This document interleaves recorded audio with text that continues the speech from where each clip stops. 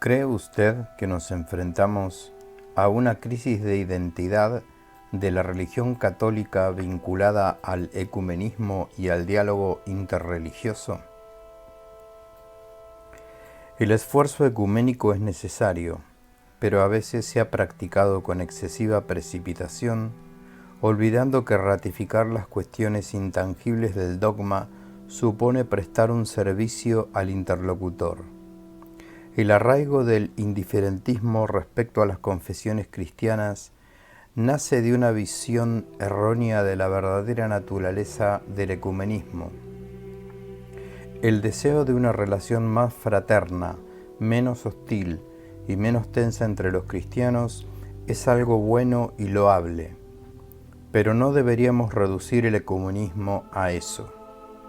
El verdadero ecumenismo consiste en renunciar a nuestros pecados y a nuestra tibieza, en escapar juntos de nuestra falta de fe, en recuperar nuestra misma fe en los misterios cristianos, en los sacramentos, en la misma doctrina, en la misma iglesia confiada a Pedro, y no en la que edificamos recurriendo a nuestra originalidad.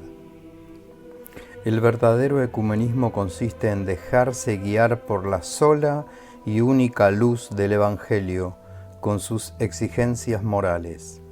El verdadero ecumenismo es guardar fielmente su palabra y vivir los mandamientos de Dios, porque quien guarda su palabra, en ese el amor de Dios ha alcanzado verdaderamente su perfección. En eso sabemos que estamos en Él. Quien dice que permanece en Dios debe caminar como Él caminó. Primera de Juan, capítulo 2. Si no se ratifica con firmeza la enseñanza de Cristo, tal y como la ha transmitido siempre el magisterio de la Iglesia, no hay ecumenismo.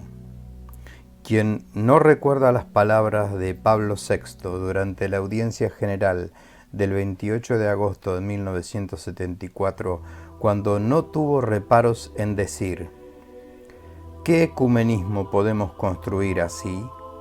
¿Dónde acabará el cristianismo, más aún el catolicismo, si hoy, bajo la presión de un pluralismo engañoso e inadmisible, se aceptara como legítima la disgregación doctrinal y por lo tanto la disgregación eclesial que podría derivarse de ella?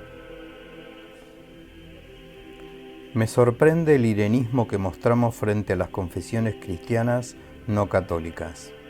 En algunos aspectos, el ecumenismo con los hermanos separados de Oriente plantea dificultades en el plano teórico, y siempre en tema de eclesiología, en particular los concernientes al primado de Pedro desde el punto de vista de la comunión. A veces se silencia el verdadero sentido del primado de Pedro para no incomodar a los ortodoxos. No estoy seguro de que una diplomacia doctrinal como esta vaya a favorecer la unidad. No creo que sea eso lo que nuestros hermanos separados esperan de nosotros. Creo, por el contrario, que nos valoran más cuando asumimos la doctrina católica en su totalidad, cuando la exponemos y la proclamamos sin falsa prudencia. En mi opinión, los pasos más fecundos han sido fruto del ecumenismo de los mártires. Cuando católicos y ortodoxos han coincidido en los mismos gulags, han rezado juntos han dado testimonio de la fe y a veces han compartido los mismos sacramentos. Por otra parte, en algunos ambientes católicos se observa cierta fascinación por el modelo protestante. La caridad tiene que ser capaz de eliminar nuestras asperezas para dejar que el Espíritu Santo actúe en favor de nuestra conversión. Aún así, es inútil negar las profundas diferencias que nos separan. Nuestra fe en la presencia real del Señor en la Eucaristía, nuestra fidelidad a la misa como renovación del sacrificio de la cruz, nuestra fe en la sacramentalidad del sacerdocio, exigen de nosotros una auténtica coherencia. Un protestante no puede comulgar durante la misa cosa que no tendría otro sentido que manifestar cierta empatía. Pero la Eucaristía no puede convertirse en un instrumento para expresar las buenas relaciones humanas. Es el lugar de la comunión con el Dios de la verdad. Desde el concilio se ha podido constatar una mayor apertura de un lado y del otro, pero el camino hacia la unidad en la verdad sigue siendo largo. Y existe además, y es aún más grave, un irenismo con respecto a las religiones no cristianas, en las que se busca lo que ya existe en la Iglesia. Occidente ha entronizado a las religiones paganas, incluidas las animistas, y las ideas filosófico-religiosas de Extremo Oriente se han convertido en modelos. Lo cierto es que hay que ser africano para atreverse a decir sin complejos que estas religiones tradicionales paganas son espacios de temor y falta de libertad.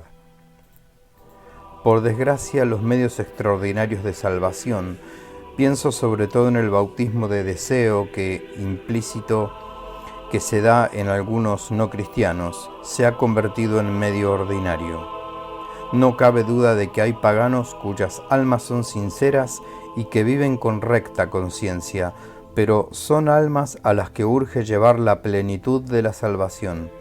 La teoría de los cristianos anónimos de Rahner alienta el peligro de extinguir en nosotros la urgencia de la misión.